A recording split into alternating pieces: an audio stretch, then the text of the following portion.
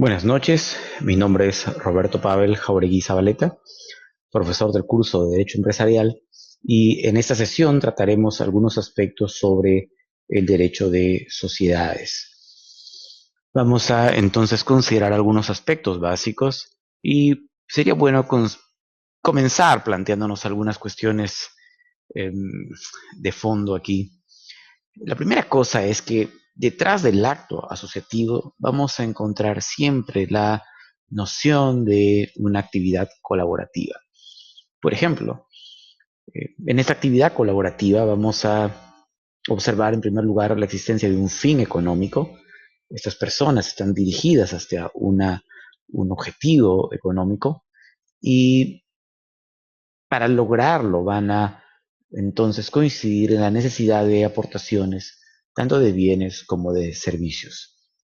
De esto podríamos considerar entonces que en un contrato de sociedad o en la formación de un fenómeno societario vamos a observar la voluntad de constitución. Si una persona realmente desea hacer algún tipo de actividad colectiva, pero no hay la intención de generar una organización más o menos estable, entonces no hay una voluntad de constitución. Adicionalmente, tiene que haber o debe existir la voluntad de aportación. Es decir, aquellos que desean ser parte de una sociedad tienen que tener el deseo de colaborar con ella, y el modo como se hace en una sociedad mercantil, por regla general, es a través de la aportación. Hay que suscribir, hay que financiar el negocio, hay que conformar el capital social. En tercer lugar, es la voluntad de percepción, y eso es lo que define el fin económico de la empresa. Cuando tenemos todos esos elementos y los futuros socios están de acuerdo en estos elementos, entonces podemos percibir de que hay la suficiente madurez como para seguir adelante en un tipo de negocio societario. ¿Cómo es que esto se va a dar o cuál es el proceso que se sigue en términos generales? En el método tradicional de constituir una empresa es aquel que empieza con la elaboración de una minuta. Eh, Esto puede hacerse a través del notario, puede hacerse con un abogado privado, y esta minuta va a ser llevada a la notaría para que se eleve a escritura pública. La escritura pública luego es llevada a registros públicos, y si es que no hay observaciones, entonces esta se va a inscribir y nace la persona jurídica. Una vez que nace la persona jurídica, ya como persona está sujeta a una serie de obligaciones y de derechos. Es necesario inscribirla en la SUNAT para obtener el RUC, o de tener propiedad industrial, marcas. Es necesario hacer las inscripciones en Indecopi, o formalizar el resto de aspectos laborales o administrativos con las licencias y los trámites respectivos, contables, etcétera.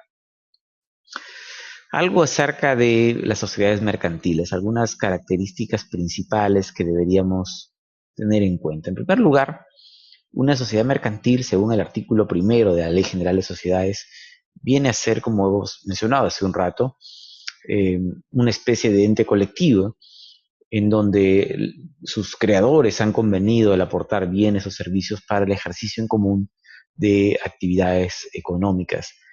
La suma de estas aportaciones van a ser la que van a constituir o conformar el capital social. De tal modo que, en cierto sentido, la sociedad mercantil viene a ser una formalización de la inversión. Esta serie de bienes, de capital, esta organización del trabajo que yo pensaba realizar, la voy a formalizar en el acto constitutivo de la sociedad mercantil. De allí que el acto de constitución siempre debe ser precedido de una verdadera y cuidadosa planificación del negocio en sí. Uno de los problemas más serios en los temas de constitución de empresas es que las personas piensan que el acto de constitución es una mera formalidad y por lo tanto está desligado del plan de negocios. De modo que inversiones que demandan tal vez 150.000, 200.000 soles o 14.000 soles, dependiendo del tipo de negocio que se van a hacer, se desvinculan de la constitución del capital, en donde solamente se conforman capitales de 5.000, 6.000 soles, o capitales que no tienen nada que ver con los fondos necesarios para que realmente el negocio funcione.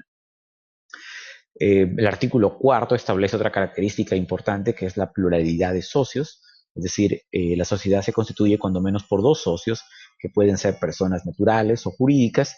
Si la sociedad pierde esa pluralidad mínima de socios y esta pluralidad no se reconstituye en un plazo de 6 meses, entonces se disuelve de pleno derecho al término de ese plazo. Otro aspecto importante es que la sociedad, como hemos mencionado, adquiere la personalidad jurídica desde su inscripción en el registro y la va a mantener hasta su extinción. Y en el caso de los actos anteriores a la inscripción, en ese caso, la validez de los actos celebrados en nombre de la sociedad antes de su inscripción, según el artículo séptimo de la Ley General de Sociedades, eh, va, están sujetos a la condición de que sean ratificados por la sociedad dentro de los 3 meses siguientes a la inscripción. Si se omite o retarda el cumplimiento de estos requisitos, quienes hayan celebrado actos en nombre de la sociedad también responderán personal e ilimitadamente y solidariamente frente a aquellos con quienes hayan contratado o frente a terceros. Otro aspecto, otra característica importante cuando examinamos el fenómeno societario es esta idea de denominación o de razón social. La norma establece que no se puede adoptar una denominación completa o abreviada o una razón social igual o semejante a la de otra sociedad preexistente, salvo cuando se demuestre legitimidad para ello, lo que implica que antes de iniciar un procedimiento de construcción no está de más darse una vuelta por registros públicos y hacer una búsqueda para ver si el nombre que se nos ha ocurrido ya no está registrado previamente y en todo caso, si no lo está, pues hacer una reserva del nombre. Finalmente, este concepto de objeto social está definido por el artículo 11 de la Ley General de Sociedades eh, como aquellos negocios o operaciones lícitos cuya descripción están contenidos en el estatuto y pueden incluirse en el objeto social los actos relacionados con el mismo que coadyuven a la realización de sus fines, aunque no estén expresamente indicados en el pacto social o en el estatuto. Se entiende aquellos que son estrechamente relacionados con eh, la finalidad de la empresa. Esto es muy importante porque tiene implicancias tributarias en relación con el principio de causalidad. El objeto social va a ser un elemento clave y para poder determinar si un acto va a ser reducible como gasto o como costo para efectos del impuesto a la renta y el cálculo del IGB. Otro aspecto que también hemos tratado es la cuestión de las sociedades mercantiles en las diferentes clasificaciones. En este cuadro aparecen las sociedades mercantiles, algunas de ellas jamás han existido o han existido muy poco, como por ejemplo en el caso de la sociedad colectiva, ¿no? que se caracteriza por la responsabilidad ilimitada de sus socios. En todos los años que llevo ejerciendo como abogado, es una sociedad que jamás he tenido la oportunidad de ver funcionando o que alguien haya constituido una de estas sociedades. Obviamente por la limitación o por los peligros de la responsabilidad ilimitada. Las sociedades en comanditas permiten tener tanto socios colectivos solidariamente y limitadamente responsables como socios comanditarios. Las sociedades comerciales de responsabilidad limitada, eh, que son, al igual que las sociedades anónimas cerradas, sociedades que están pensadas especialmente para negocios familiares o ese tipo de negocios donde la condición de socio está ligado a ciertas consideraciones personales, de tal modo que se limita la posibilidad de que otras personas ingresen dentro de ese tipo de sociedades mercantiles. Las sociedades civiles, que son sociedades cuya finalidad está en la prestación de servicios profesionales, solamente las más comunes son los estudios de abogados o los estudios contables, y tenemos finalmente la sociedad anónima, que es, digamos, la reina de la Ley General de Sociedades. Y uno puede mirar la cantidad de normas o de artículos que regulen la sociedad anónima dentro de la Ley General de Sociedades, puede darse cuenta el énfasis tremendo que le da la sociedad, a este tipo, a esta sociedad, nuestro sistema legal. Podemos mencionar algunas características de la sociedad anónima. En primer lugar, la sociedad anónima puede adoptar cualquier denominación, pero esta debe figurar necesariamente, o en esta como parte, como un elemento de esta denominación, debe figurar de manera obligatoria las palabras sociedad anónima, la indicación sociedad anónima o las siglas SA. Cuando se trate de sociedades cuyas actividades solo pueden desarrollarse de acuerdo con la ley por sociedades anónimas, el uso de la indicación de las siglas es facultativo, como por ejemplo en el caso de las entidades del sistema financiero, los bancos, o ahí ocurre algo interesante. Están obligados por la ley del sistema financiero a expresar el tipo de negocio que son, más no el tipo societario. Es decir, si son un banco, si son una caja, una mutual. En cambio, a la inversa, en el caso de las sociedades mercantiles, no es obligatorio indicar en la denominación a qué se dedica el negocio, pero sí es obligatorio indicar el tipo societario. El artículo 51 establece las normas en cuanto al tema del capital de las sociedades anónimas y regula que este capital está representado por acciones nominativas y se integra por aportes de los accionistas, quienes no responden personalmente de las deudas sociales. No se admite el aporte de servicios en una sociedad anónima, es una sociedad estrictamente de capitales. Otra norma importante es la relación que hay entre capital suscrito y pagado. El artículo 52 prescribe que para que se constituya la sociedad es necesario que tenga su capital suscrito totalmente y cada acción suscrita pagada por lo menos en una cuarta parte y que igual regla se aplique en los aumentos de capital que se acuerden. Esta norma es muy importante porque permite una graduación de la inversión, un manejo inteligente de la constitución de sociedades mercantiles. En la mayoría de los casos, por un efecto de, al no haber una planificación del negocio previo, los empresarios lo que hacen es ir a un notario, chancar sobre la escritura anterior y al estar desvinculado su capital del plan de inversión que ya hemos mencionado, usualmente todo el capital es aportado en el primer acto y eso no es necesariamente obligatorio. Si es que hay una planificación de negocios y si existe una planificación de la inversión, es posible que los socios paulatinamente, a medida que hayan proyectado las necesidades de inyección de capital en la empresa, pueden ir acordando los momentos en los cuales se va a ir pagando el capital. Otro aspecto importante es el derecho de los accionistas a recibir informes. En el caso de eh, que ellos no hubieran estado en una junta, ¿no?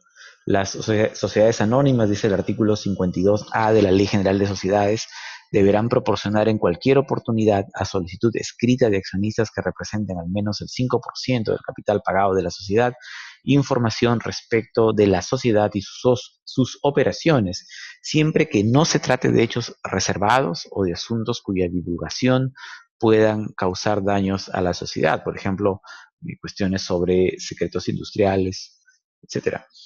En caso de discrepancias sobre el carácter reservado o confidencial de la información, debe resolver el juez del domicilio de la sociedad.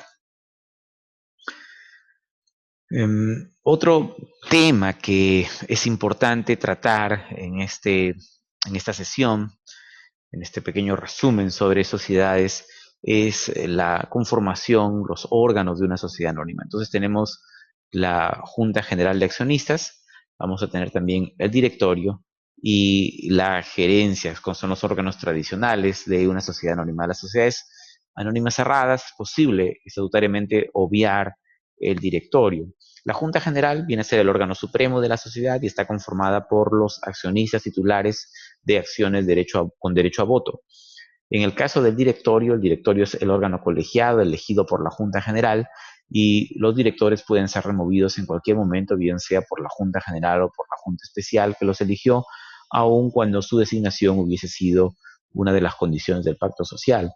Los directores vienen a conformar parte de la administración de la sociedad anónima. Y finalmente, la gerencia, que viene a ser el administrador más cercano a la gestión diaria de la empresa. En una sociedad puede contar con uno o más gerentes designados por el directorio, salvo que el estatuto reserve esa facultad a la Junta General.